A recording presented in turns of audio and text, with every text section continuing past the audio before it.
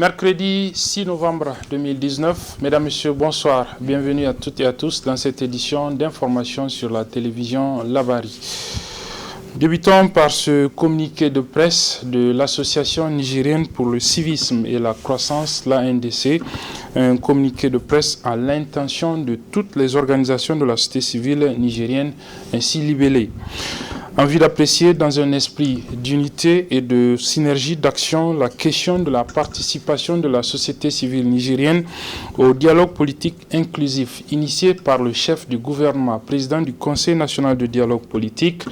Une réunion de concertation de toutes les organisations de la société civile nigérienne est prévue pour se tenir le dimanche 10 novembre 2019 à partir de 10h au siège du syndicat national des agents des douanes, le SNAD. À cet effet, il est attendu une participation effective de toutes les organisations de la société civile nigérienne pour qu'ensemble, dans la fraternité et la dynamique d'engagement citoyen sincère, elles puissent apporter une réponse appropriée à la problématique du dialogue politique inclusif. Signé Moussoulmi Malamsita, le président de l'Association nigérienne pour le civisme et la croissance, l'ANDC. Le dialogue politique inclusif, on en parle justement, vous le savez, le chef du gouvernement, Brigitte Raffini, a signé un arrêté créant le cadre dans lequel ce dialogue va se dérouler. Sa démarche a été, vous le savez aussi sans doute, contestée par l'opposition, notamment le FRDDR, à travers une lettre à lui adressée par le président de ce regroupement des partis politiques. Visiblement, cette démarche l'opposition plutôt n'est pas la seule à critiquer cette démarche du président du CNDP, le Premier ministre Brigitte Raffini. C'est le cas par exemple d'un parti, le PJD Hakika, le Parti pour la justice et la démocratie, qui soutient les actions du président de la République. Voyons les reproches qu'il a contre cette démarche du chef du gouvernement dans la mise en place de ce cadre du dialogue politique inclusif dans ce reportage de Chebou Guissou et Hassan Saleh Mustafa. Une semaine seulement après l'annonce de la création d'un cadre pour un dialogue politique inclusif au Niger, ça brûle déjà sur le sujet. En effet, le 4 novembre dernier, le chef de file de l'opposition a, à travers une correspondance au Premier ministre, président du CNDP, exprimé son indignation suite à un arrêté portant création d'un cadre de dialogue politique. Quelques jours après, c'est un des alliés du président de la République qui sort aussi pour taper du poing sur la table. Au sein des partis qui soutiennent le président de la République, vous avez 3 blocs. Vous avez le bloc de la MRL elle-même, vous avez le bloc de Seynou Mourou, et vous avez des partis comme le nôtre qui, lui, n'appartient à aucun de ces blocs, mais qui soutient le président de la République. Et il se trouve qu'ils se sont retrouvés entre eux, les 2 blocs, pour désigner les 10 personnes. Donc, où est l'inclusivité de cette affaire-là? Ça veut dire que de facto, nous, notre parti a été exclu. Alors que c'est notre parti qui a proposé ce dialogue. Le format utilisé par le Premier ministre pour désigner les représentants pose problème. Ça pose réellement, même si eux, les opposants, n'avaient pas écrit, nous, on allait écrire au Premier ministre pour lui dire qu'on n'est pas d'accord, que ce dialogue qui va être entamé ne sera pas un dialogue inclusif. Parce que ça exclut de facto un certain nombre de partis politiques. En tout cas, nous, le nôtre, il est exclu. Et nous n'entendons pas nous laisser faire. Et pourtant, beaucoup fondent l'espoir sur ce dialogue en vue de trouver des solutions aux problèmes politiques au Niger. Nous pensons que cette fois-ci, nous allons nous illustrer positivement.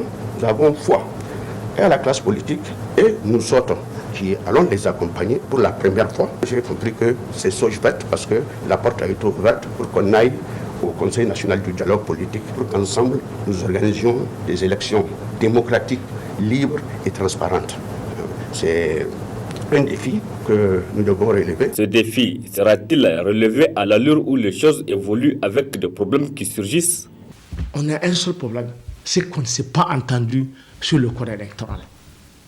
Et il faut que les gens créent les conditions, qu'on ait un code électoral consensuel, qu'on évite ces histoires de groupes-là, qu'on vienne des partis qui remplissent les conditions exigées par le code électoral, on les convoque. Parce que même au niveau de la société civile, quand vous prenez, on a donné 3 places dans la société civile. Comment la délégation va se faire?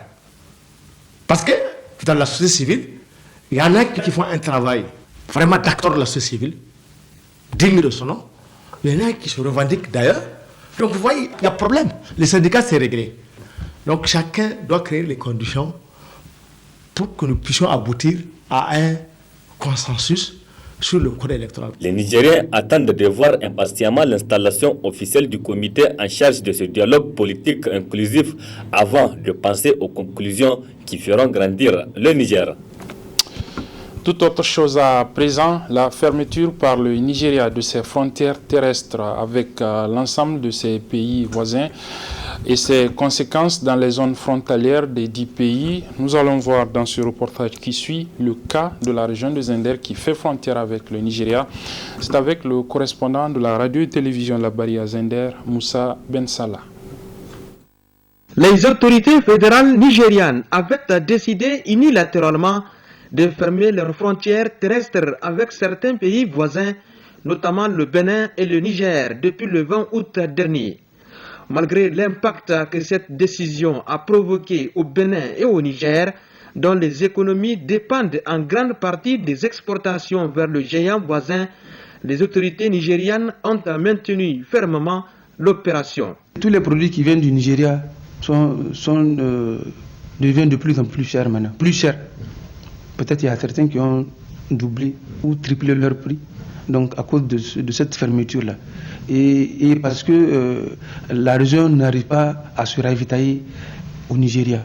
C'est qu'en ont, peut-être qu'eux aussi, ils maximisent leur profil parce que ça devient un peu rare. Et dès qu'un produit devient rare, donc son prix augmente. Parce que d'ici là, on craint encore que certains produits même risquent de disparaître, comme par exemple les matériaux de construction. Par exemple, les fers et acier qui nous viennent du Nigeria. Avec cette extension de l'opération pour 3 mois encore, les répercussions vont encore s'amplifier chez les pays voisins, notamment au Niger, qui partage plus de 1400 km de frontières avec le Nigeria. Bien qu'elle affecte également les opérateurs économiques nigérians, cette mesure a provoqué déjà une importante inflation de certains produits sur le marché nigérien. Comme officiellement la frontière est fermée, par exemple, même si peut-être si on les surprend en train de faire entrer des produits, alors là c'est à leur risque et péril parce que c'est hermétiquement fermé, on ne doit pas rentrer. Cette fermeture-là c'est pas au Niger seulement, c'est avec tous les pays frontaliers du Nigeria, avec le Nigeria, donc c'est pas le Niger seulement, donc ils n'ont qu'à se patienter, ils n'ont qu'à prendre leur mal en patience, donc en attendant de trouver une solution pour pouvoir régler cette histoire de fermeture là. Si certains trouvent des arguments pour essayer de comprendre cette politique souverainiste de Muhammadu Buhari, beaucoup au Niger doutent de son efficacité et surtout de son opportunité pour un pays qui a signé justement à Niamey l'accord portant instauration de la ZLECAf et qui est aussi un membre important de la CEDEAO. La suite de ce journal avec la visite entreprise hier au niveau de l'Institut de formation aux techniques de l'information et de la communication IFTIC par l'ambassadeur de la République de Turquie dans notre pays. Une visite qu'il a mise à profit pour discuter avec les responsables de cet institut des possibilités d'une coopération entre la République de Turquie et cet institut donc, qui forme au métier de la communication. Je propose de suivre le résumé de cette visite avec Nasser Zada. Journaliste à une certaine période de sa vie, Mustafa Türker Ari, ambassadeur de la République de Turquie au Niger, ne s'est pas gêné pour fouler le sol de l'Institut de formation aux techniques de l'information et de la communication IFTIC. Une visite pour renforcer et raffermir les relations d'amitié qu'entretiennent la Turquie et le Niger. Chaleureusement accueilli dans le bureau de la directrice générale de l'établissement où l'hôte a suivi avec intérêt une projection de présentation de l'IFTIC avant d'entamer la visite guidée des différentes salles et matériels dont dispose l'IFTIC pour chuter dans l'amphithéâtre et a permis à la responsable de l'établissement d'introduire ce face-à-face entre l'ambassadeur et les étudiants. À l'occasion de cette visite, monsieur l'ambassadeur aura à échanger avec vous Et je pense que ces échanges seront d'une importance capitale pour vous. Monsieur l'ambassadeur, vous avez en face de vous les étudiants en journalisme audiovisuel, en production et en technico-artistique. Dans son intervention, l'ambassadeur de la Turquie au Niger a rappelé l'amitié historique nigéro-turque, ce qui a éveillé la curiosité des étudiants et enseignants de l'IFTIC à travers plusieurs interventions. Pour satisfaire leur curiosité, Mustafa Türker Ari s'est prêté à l'exercice de conférencier, détaillant les différents volets de leur intervention au Niger. Un entretien au sorti duquel l'ambassadeur se dit satisfait. Cette école ici, il n'y a que de professionnalisme. Ils ont bien préparé beaucoup de programmes concernant la formation des étudiants ici. Donc j'ai entendu qu'ils sont très efficaces aussi.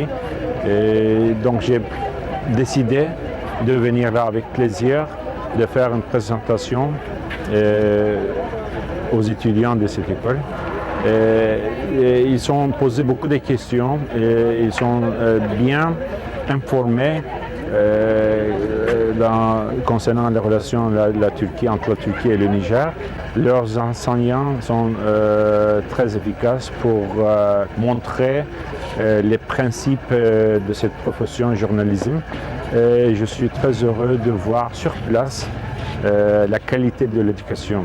C'est un sentiment de satisfaction également pour les étudiants de l'IFTIC. On a eu vraiment beaucoup d'éclaircissements par rapport à ces relations qu'il y a entre le Niger et la Turquie. Donc au cours de cela, nous avons pu comprendre ce qu'est réellement cette relation. Institut de renommée internationale dans la formation des métiers de l'information et de la communication, l'IFTIC n'est pas à sa première visite de diplomate et personnalité de prestige, ce qui dénote de l'efficacité, de la pertinence et du professionnalisme de son personnel et de leur ambition à faire rayonner davantage l'IFTIC. Sport, football, dans le cadre du développement de l'arbitrage dans notre pays, la Fédération nigérienne de football organise depuis, avec l'appui de la FIFA, organise donc depuis lundi un stage de formation pour arbitres et arbitres assistants. C'est la deuxième fois en 6 mois qu'une telle formation est organisée par la FENIFOOT pour des jeunes désirés d'embrasser la carrière d'arbitre. Le résumé de la cérémonie d'ouverture de cette formation avec Ibrahim Abdou Tikiré. Qui veut aller loin ménage sa monture, un adage bien compris par la Commission centrale des arbitres de la FENIFOOT qui prépare dès maintenant la relève au sein du corps arbitral. Une initiative saluée et appréciée par la FIFA et la CAF. Aujourd'hui, on est revenu au Niger pour une cause très, très importante. C'est une cause que tout le monde devrait mettre, disons, au premier plan. Pourquoi? Parce que c'est le développement. Le développement de l'arbitrage, c'est ça qui est un défi maintenant dans toute l'Afrique. Beaucoup de pays, beaucoup de fédérations ont de bons arbitres, mais quand on revient en arrière, on trouve qu'il n'y a pas de générations qui sont préparées pour seconder, pour préparer l'avenir de l'arbitrage. Alors le Niger y a pensé. Le Niger, par le biais du département, y a déjà pensé. Ce n'est pas la première fois. Là, je dois remercier la fédération d'abord du Niger, je dois remercier les autorités du football du Niger, surtout le département de l'arbitrage qui a toujours pensé à demander des cours, qui a toujours pensé au développement. En procédant à l'ouverture officielle du stage MA arbitre et arbitre assistant fédéraux, le secrétaire général de la FENIFOOT a tout d'abord adressé ses remerciements à la FIFA et à la CAF pour les appuis dans le cadre du développement de l'arbitrage au Niger. Siliman Mohamed Ganoua a aussi demandé aux participants de saisir cette opportunité pour tirer le maximum de connaissances. Chers frères et sœurs, vous devez vous rendre compte de la chance que vous avez. En conséquence, il faudra multiplier les sacrifices pour honorer ce stage que vous avez déjà commencé. C'est le deuxième cours MA que notre pays accueille en 6 mois. C'est dire qu'au niveau de la Fédération nigérienne de football et de son président notamment, on connaît l'importance de ce département de l'arbitrage dans le football. Je vais peut-être dire la palissade, il est impossible de jouer au football sans arbitre. Et pour avoir des bons matchs, des belles compétitions, il est nécessaire et même vital que l'arbitrage soit au niveau. C'est fort justement de cette conviction que la FENIFOOT multiplie les formations. Tant il est évident qu'il faut investir dans l'humain. Vous êtes les ressources humaines de l'arbitrage et c'est pour cela que la Fédération nigérienne de football a jugé utile et nécessaire d'investir en vous. Un test physique, des cours théoriques et des démonstrations sont sur l'agenda du stage MA arbitre et arbitre assistants fédéraux qui prendra fin ce vendredi 8 novembre 2019. Sport toujours, football encore, pour vous faire suivre cette fois-ci le résumé de la rencontre qui a opposé l'Union sportive de la Gendarmerie nationale à l'Espoir Football Club de Zender, match comptant pour la première journée de la Ligue 1 de football. Le match s'est soldé par la victoire de l'Union sportive de la Gendarmerie nationale, 1-0 face à l'Espoir sur son terrain. Le résumé donc de cette rencontre avec le correspondant de la RTL Niger à Zender, Moussa Ben Salah. Cette première journée du championnat national de la Super League nigérienne Zender 2019-2020 s'est jouée devant les supporters corses des Rouges et Blancs présents sur les gradins de l'Ondidi Manzo Stadium. Les 22 acteurs ont livré une belle rencontre au public d'Amadrawa, amateur du ballon, 45 minutes de la première partie, 0 but partout.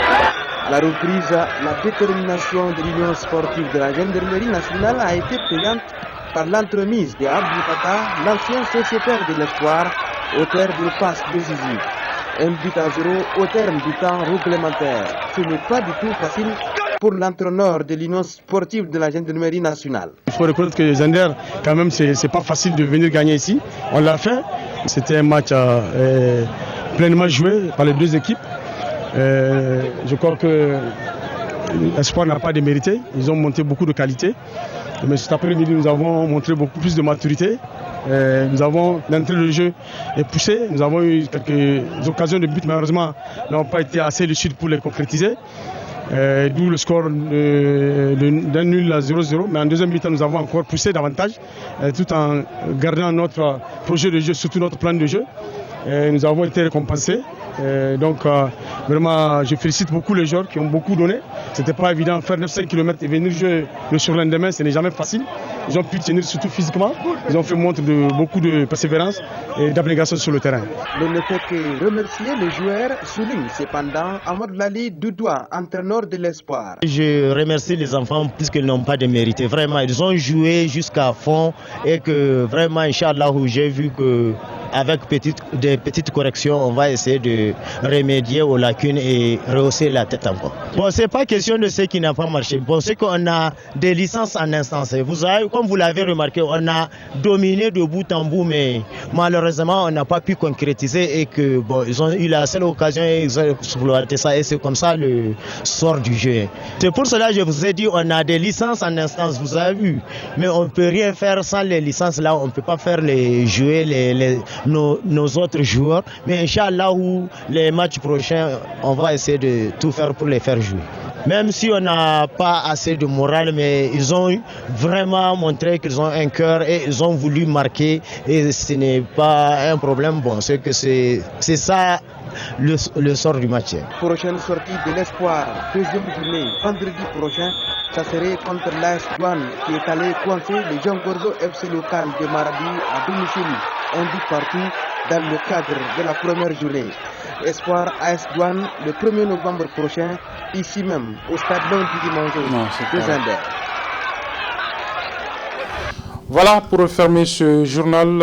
Retenez que vous pourrez suivre désormais chaque mercredi à la fin du journal de 19h45 une rubrique intitulée Chronique judiciaire. Elle consiste donc à vous éclairer donc sur les termes juridiques notamment. Le premier numéro, celui d'aujourd'hui donc, porte sur les questions dites préalables ou des questions préjudicielles que les parties à un procès posent généralement au début d'un procès face à un juge. Qu'est-ce que c'est qu'une question préalable? Qu'est-ce que c'est qu'une question préjudicielle? Élément de réponse avec l'avocat à la cour, maître Souleymane Seydou. Très bonne réception et bonne suite des programmes sur la télévision.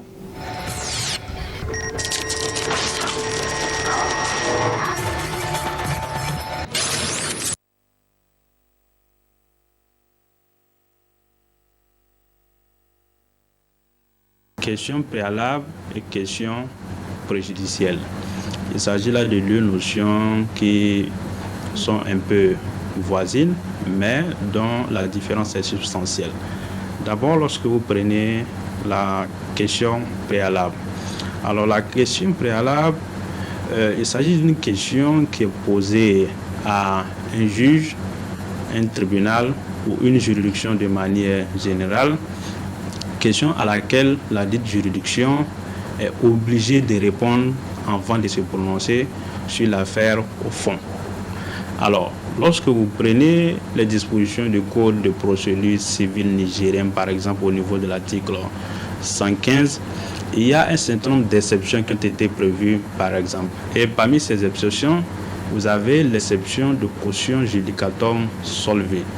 Alors, l'exception de caution judicatum solvi, c'est une exception qui permet à un Nigérien d'opposer à un étranger, dans le cadre d'une procédure, de verser une somme avant que la juridiction ne puisse se prononcer.